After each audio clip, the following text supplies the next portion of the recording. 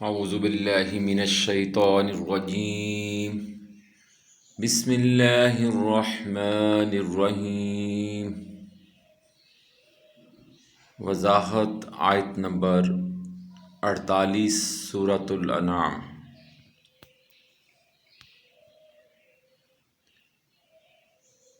اس آیت میں اللہ سبحانہ وتعالیٰ فرما رہے ہیں، اور ہم نے نہیں بھیجا رسولوں کو مگر خوشخبری سنانے والے اور عذاب جہنم کے ڈرانے کے لیے، یعنی کہ انبیاء کو مبعوث کرنے کا جو مقصد تھا وہ بتایا جا رہا ہے کہ انبیاء اللہ کا پیغام لے کر آتے ہیں اور دین حق کی طرف دعوت دیتے ہیں، اور جو لوگ اس دعوت کو قبول کر لیتے ہیں تو نبی ان کو خوشخبری سناتے ہیں، اور جو اس حکم ربانی کی، حکم الہیہ کی، یعنی قرآن پاک کی اور انبیاء کی آیات کو جھٹلاتے ہیں، ان کے لیے پھر وہ عذاب جہنم سے ان کو ڈراتے ہیں کہ جہنم کا عذاب بہت برا ہے، اس سے بچو۔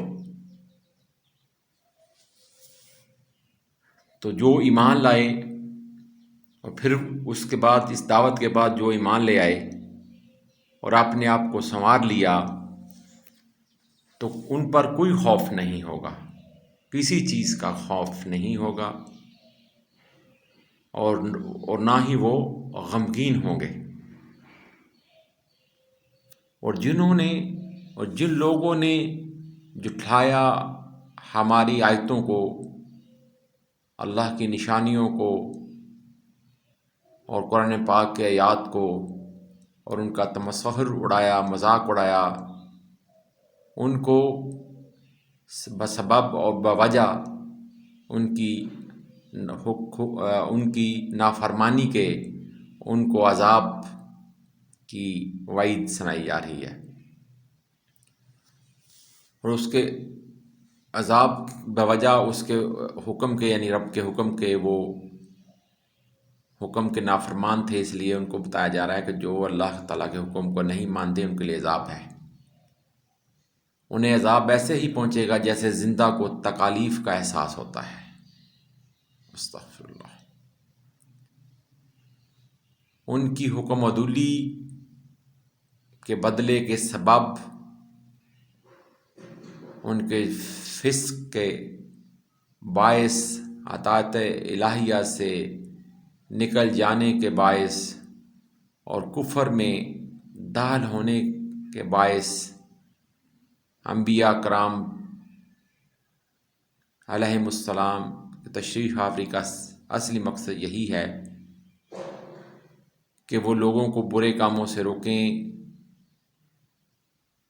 اور اللہ کی پکڑ سے بچائیں، اور ان کو بتائیں کہ جو اللہ کے راستے پر چلے گا اس کے لیے یہ انعامات ہیں، یعنی جنت ان کا مقدر ہوگی، جنت اللہ تعالیٰ ان کو عطا کرے گا، اور جو اللہ کے حکم کی اور اس کے انبیاء کی مخالفت کریں گے، حکم عدولی کریں گے، تو ان کے لیے پھر عذاب جہنم ہے، جو کہ بہت برا ٹھکانہ ہے۔ اور انبیاء کرام علیہم السلام کی تشریف آوری کا اصلی مقصد بھی یہی ہے کہ وہ رحمت الہی عز و جل کا مژدہ سنائیں اور بدکاروں کو عذاب جہنم کے شدید عذاب سے ڈرائیں، تاکہ بدکاری، بدی اور برائی سے باز آ جائیں اور اس راہ پر چلیں جس راہ پر انبیاء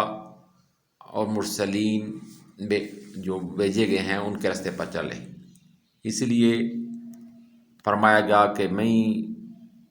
اطیعوا اللہ و اطیعوا الرسول، اطاعت کرو اللہ کی اور اطاعت کرو رسول کی۔